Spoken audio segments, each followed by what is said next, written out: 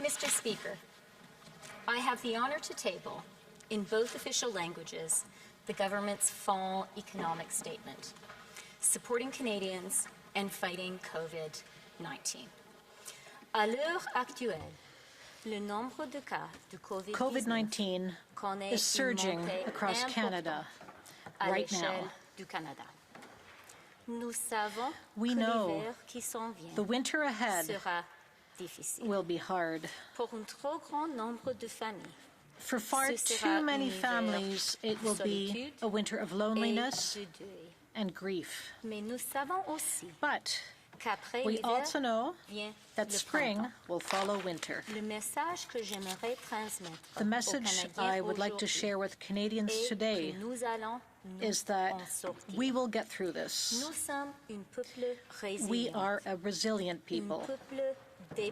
We are a resourceful people, and we have a plan. We know what we must do to get through the dark months ahead.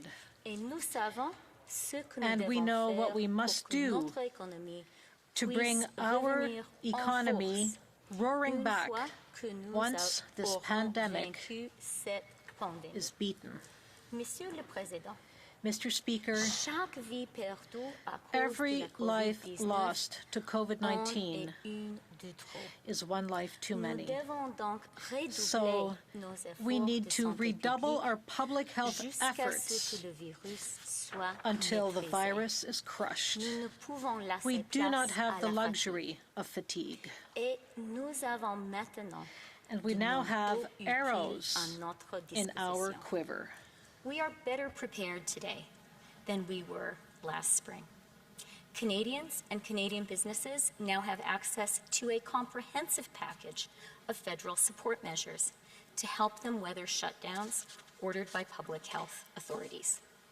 We know how to keep most of our economy, from manufacturing to mining to jobs that can be done remotely, operating safely, even while the virus is still circulating in our communities. We have learned how to keep many of our children in school.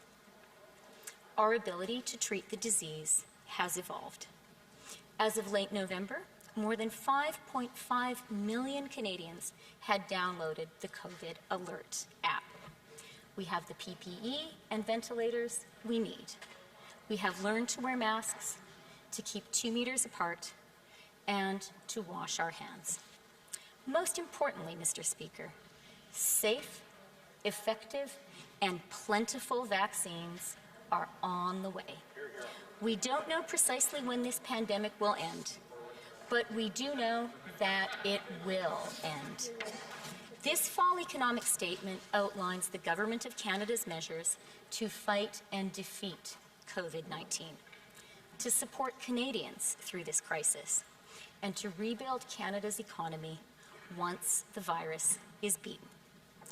We will do whatever it takes to help Canadians stay healthy, safe, and solvent. We will invest in every necessary public health measure, and we will support Canadian families and Canadian businesses in a deliberate, prudent, and effective way. We understand the sacrifices that have been made and are still being made by Canadians right now. Many small business owners have shut their doors. Workers are still without jobs. Parents have put careers on hold to keep their families healthy and safe. Young children diligently wear masks for hours every day in school, knowing they are helping to protect their grandparents. Thank you. Mr. Speaker, Canadians are doing their part. It's only right that we, in this House, do ours, by ensuring the economy that comes after this pandemic is more innovative, inclusive, and resilient than the one that preceded it. From the onset of COVID-19, our government has done everything in our power to combat the virus and mitigate its harm using every tool available. 8 out of every $10 spent in Canada to fight the virus and support Canadians has been spent by the federal government. To date, the government has procured more than 2 billion pieces of PPE, and we have assembled a comprehensive, world-leading portfolio of vaccines. The government has invested more than $1 billion in vaccine agreements, securing a domestic supply of up to 429 million doses of 7 promising vaccines, more than 10 doses for every Canadian.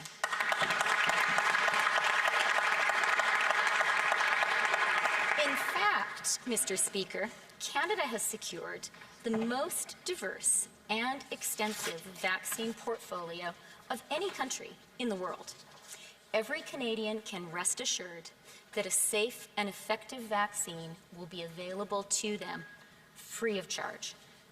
The battle against COVID-19 has proceeded on many fronts. We have invested in healthcare, increased testing and tracing, and directly supported provinces and territories as they fight the virus. This has been a Team Canada effort.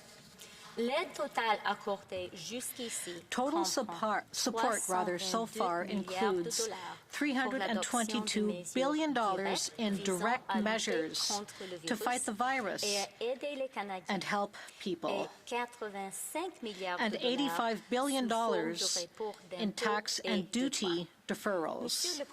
Mr. Speaker, this is the largest economic relief package for our country since the Second World War.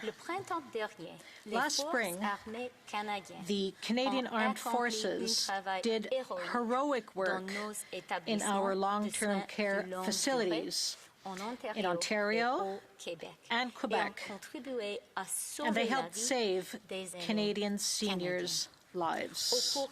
In the summer, we announced more than $4 billion so provinces and territories could build up their testing and contact tracing capacity, part of our $19.9 billion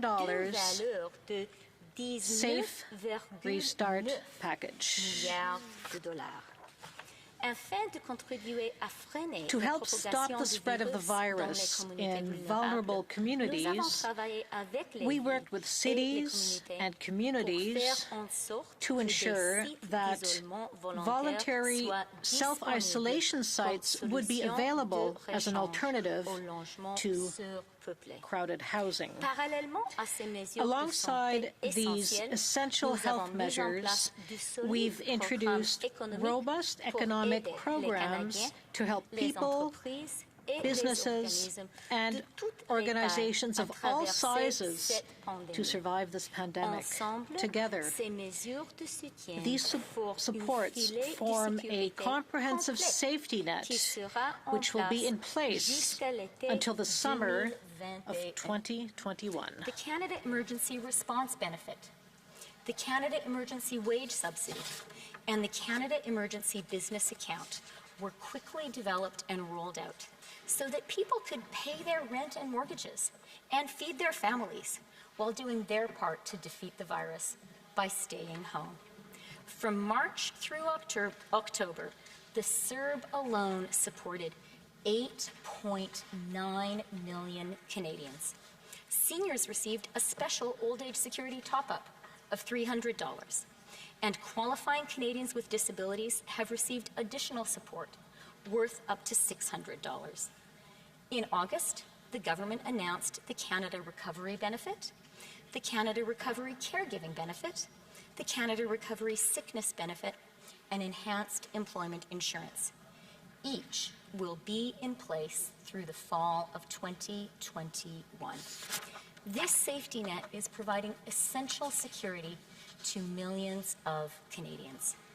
This month, the government launched new measures for businesses with a new commercial rent subsidy paid directly to businesses who this week will begin receiving support for up to 65% of their rent or mortgage interest, retroactive to September 27th.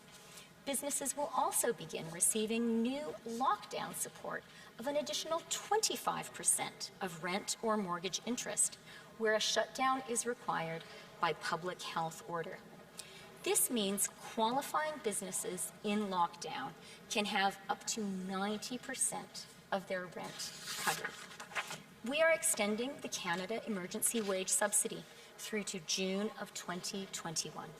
More than 3.9 million Canadian jobs have been protected by this program alone.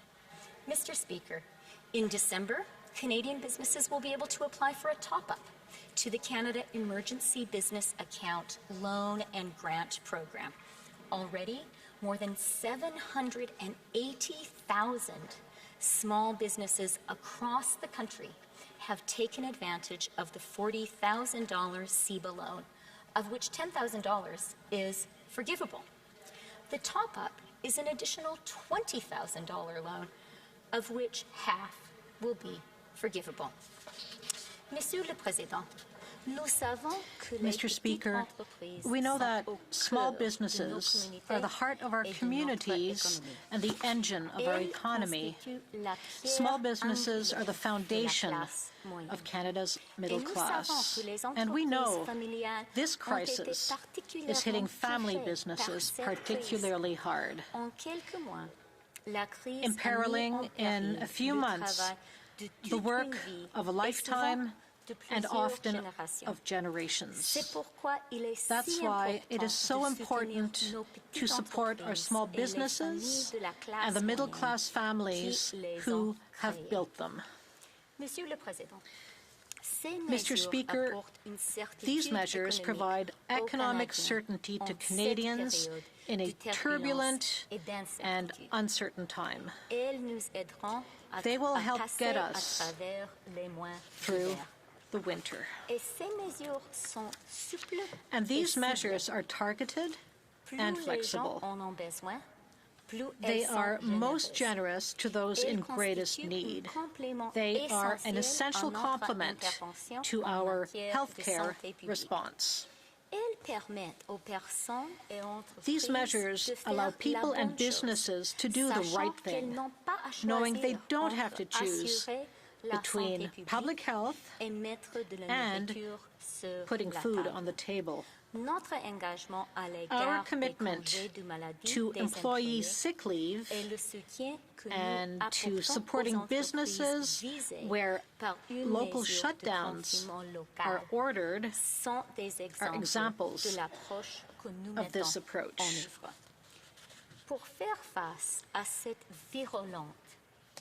With the second wave upon us with full virulence, we are taking additional measures to help Canadians and Canadian businesses get through to the other side, to get through solvent and intact.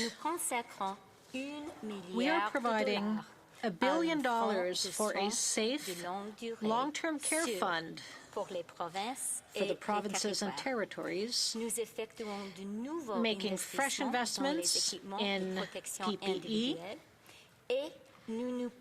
and preparing for the largest vaccination mobilization in Canada's history. We are providing new resources to help improve ventilation in our public buildings, to make them safer, and to help workers and businesses. We are raising the wage subsidy back to a maximum of 75%, recognizing that the earliest months of the year are the toughest for many businesses, and now more than ever.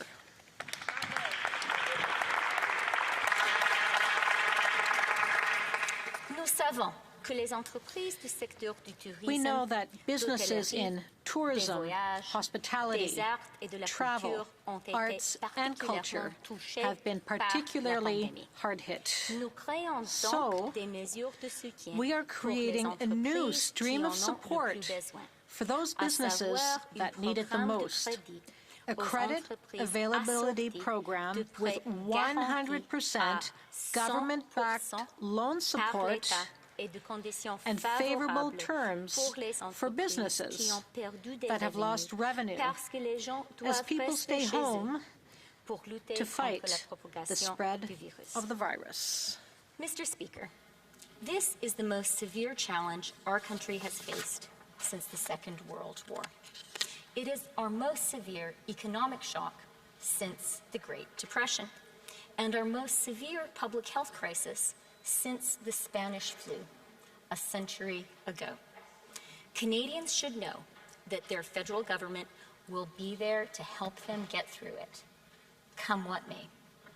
Today, I have spoken about the nature of the threat we face and the remedies we have provided.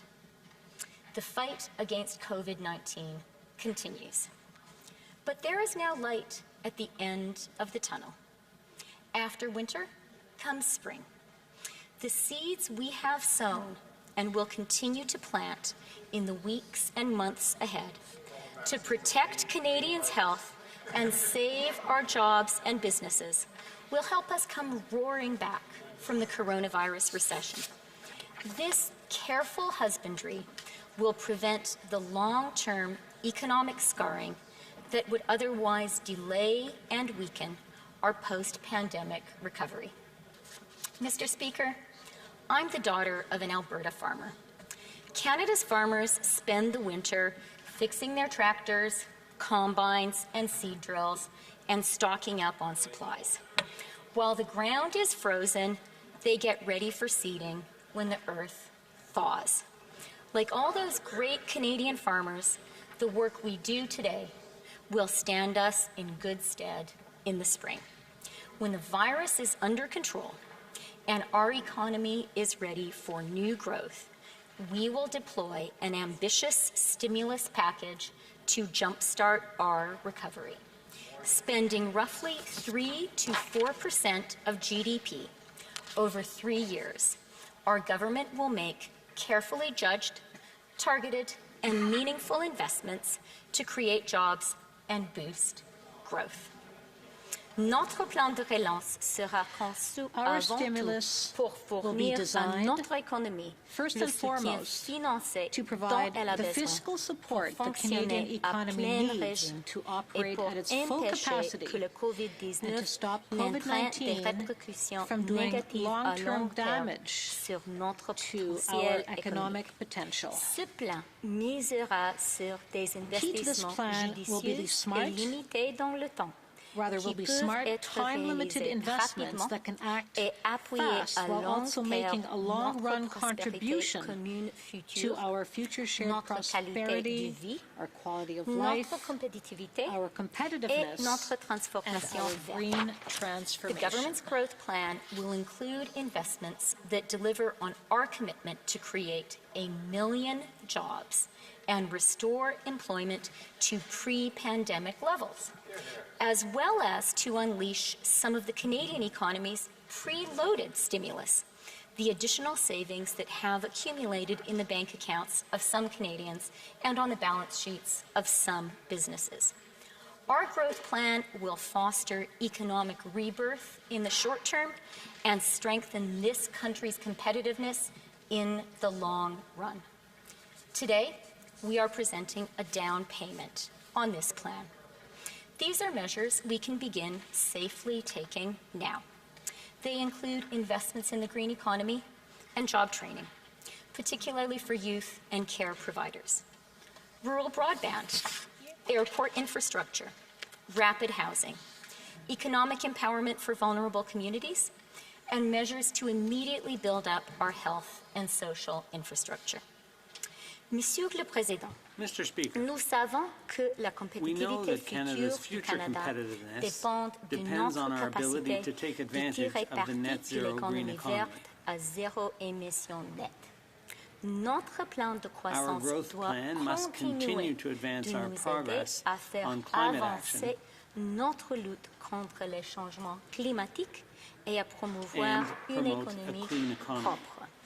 Nous allons planter 2 milliards d'arbres au cours des 10 prochaines années, accorder 700 000 subventions pour aider les propriétaires de maisons à effectuer des rénovations éco-énergétiques et construire des bornes à recharge à l'échelle du pays pour les véhicules à émissions zéro.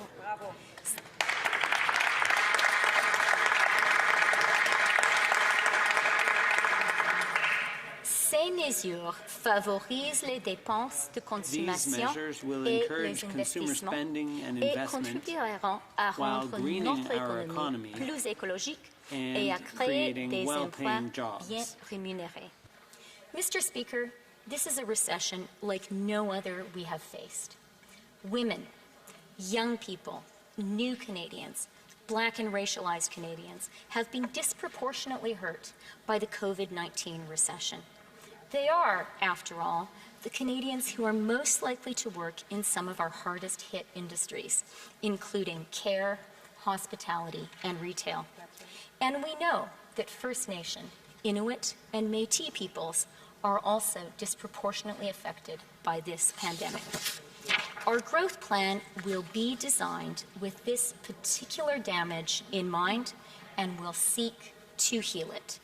This unique recession demands a unique response. COVID-19 has exposed and exacerbated the systemic barriers faced by Black entrepreneurs and owners of small and medium-sized businesses in Canada. So, the government, in partnership with Canadian financial institutions, has announced an investment of up to $221 million, including up to $93 million from the Government of Canada over the next 4 years, to launch this country's first Black entrepreneurship program.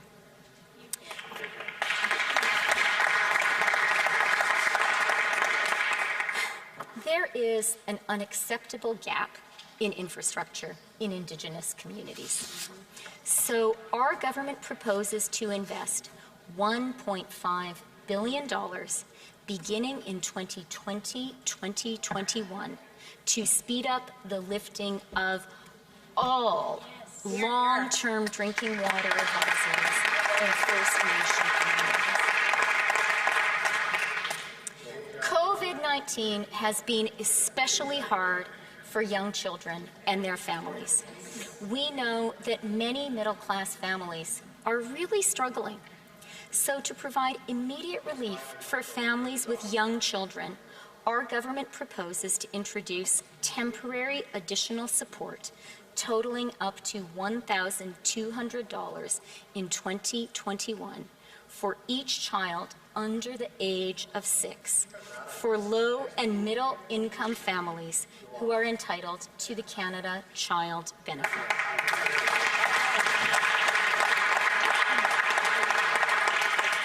Mr. Speaker, we know that COVID-19 is rolling back many of the gains Canadian women have fought for and won in my lifetime. That is why today, as part of our commitment to an action plan for women in the economy, we are laying the foundation for a Canada-wide early learning and child care system.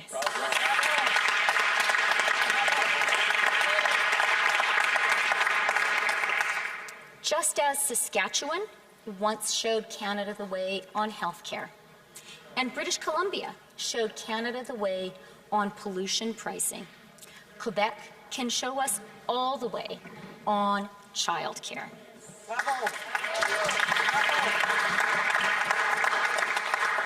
I say this both as a working mother and as a finance minister.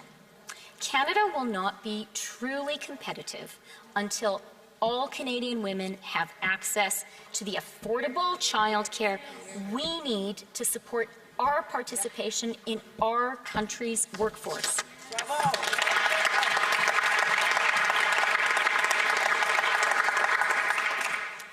un programme féministe. This is a feminist agenda, Mr. Speaker, and I say that proudly. C'est aussi un programme qui est It's logique also an sur le agenda plan that makes sound économique business et qui est sense soutenu par de and is nombreux supported by dirigeants many of Canada's d'entreprises corporate canadiennes. leaders, Des personnes qui ont people who été have les witnessed témoins firsthand directs the des toll this conséquences crisis de has cette taken on crise women, sur les femmes, their families, leurs familles et and nos enfants. their children. Pour que tout le monde fasse mieux, We il can faut que only all chacun do better contribue when every à one of leur us is plein contributing potentiel. to our full potential.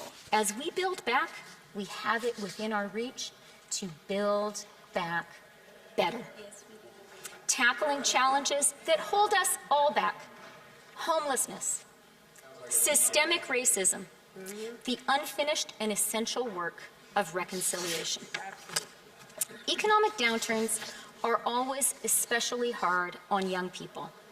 The COVID-19 recession is particularly damaging in this regard because of its impact on the service sector, in which many students work.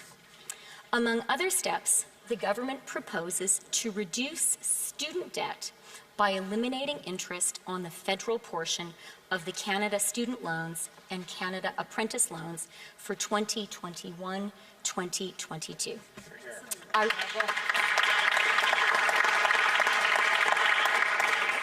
I remember vividly struggling with my own student loans, and I am glad to help relieve our young people who are swimming so hard against the COVID-19 current of this additional burden. In the coming months, we will work with Canadians and consult broadly to design the growth plan that will guide our recovery and set our course for the years to come. Mr. Speaker, our country entered this crisis in a strong fiscal position, allowing our government to take decisive action to help people and businesses weather the storm. And that action has helped so much. To date, Canada has recovered almost 80% of the more than 3 million jobs lost at the outset of the pandemic.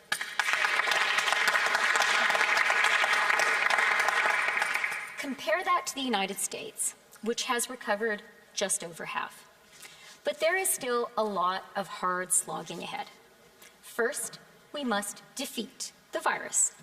Only then, when the threat of lockdowns and resurgence is past, will our economy be ready for a return to full, stable, long-term growth. Canadians understand that this crisis demands targeted, time-limited support to keep people and businesses afloat and to build our way out of the COVID-19 recession. The support and investments outlined in this plan, including our stimulus, will foster a resilient and inclusive recovery. Fiscal guardrails will help us establish when the stimulus will be wound down. The government will track progress against several related indicators, recognizing that no one data point is a perfect representation of the health of the economy. These indicators include the employment rate, total hours worked, and the level of unemployment in the economy. These data-driven triggers will tell us when the job of building back from the COVID-19 recession is accomplished, and we can bring one-off stimulus spending to an end. When the economy has recovered, the time-limited stimulus will be withdrawn, and Canada will resume its long-standing, prudent, and responsible fiscal path based on a long-term fiscal anchor, which we will outline when the economy is more stable. Mais ne vous trompez pas, Monsieur le Président. Make no mistake, Mr. Comme nous Speaker. l'avons appris lors des As we've récessions learned from précédentes, previous il recessions, est plus risqué the de risk of fournir providing trop too peu little support d'aide now que d'en outweighs fournir that of providing too much. Nous ne répéterons We pas will not les repeat the erreurs mistakes des of the années years qui ont following the suivi Great la Recession grande of récession 2008. de 2008. Dans le présent énoncé In économique this de fall l'automne, economic statement, nous faisons preuve we de are being transparence transparent quant à about the l'incertitude continuing qui uncertainty. persiste. We are planning and preparing for all eventualities. The rate of infection, the severity of shutdowns, the deployment of a safe and effective vaccine, all of these are variables in our economic outlook and our path to recovery. Et tracer le chemin de la reprise. Mais, comme le montre notre plan financier, as our fiscal plan shows, Mr. Speaker, brighter days are ahead. And we can afford the investment we have to make to reach them.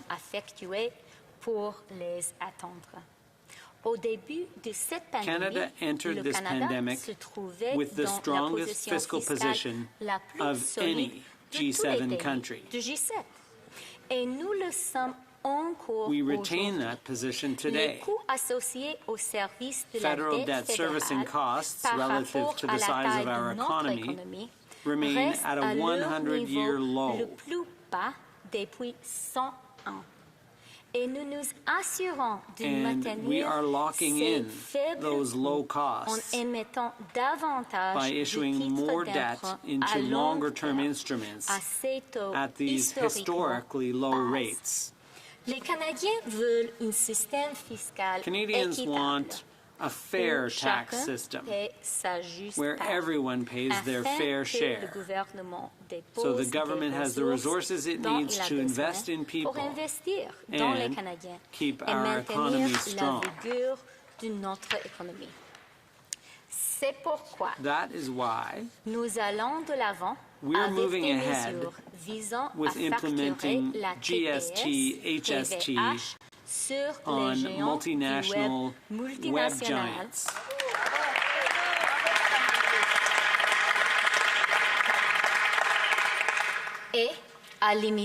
And we are also limiting stock option deductions in the largest companies. And if necessary, Canada will act unilaterally to apply a tax on large multinational digital corporations so that they pay their fair share just like any other company operating in Canada.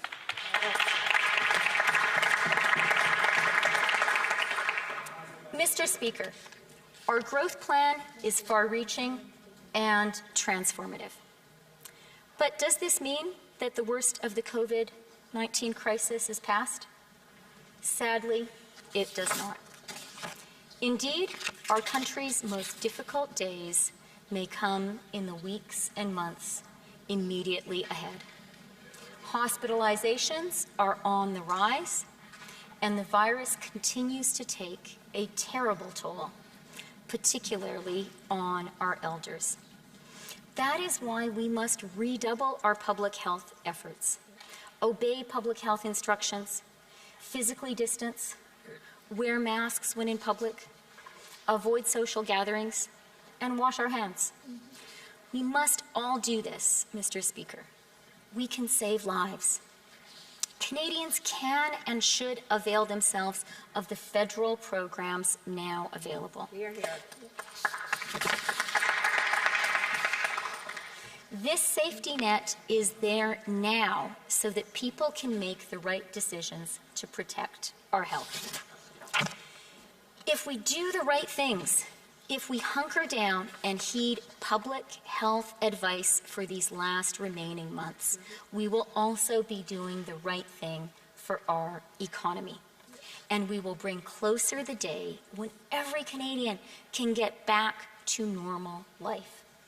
Most importantly, we will greatly lessen the mortal toll of this disease. Mr. Speaker, after nearly 10 months of the pandemic, we are all tired. But we also know that vaccines and a better day are coming. To get to that day, we must first help each other get through the winter. Our grandparents and great-grandparents lived through hard winters too. In times of war and depression, on frozen prairie homesteads, and in windswept fishing villages in Atlantic Canada, all across our vast country.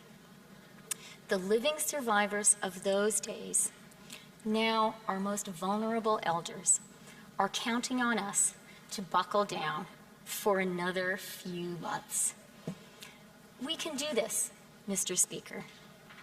We must do this, Mr. Speaker. And we will do this, Mr. Speaker. Canadians have faced tough winters before, and we have always emerged stronger. We will this time, too. Thank you. Merci.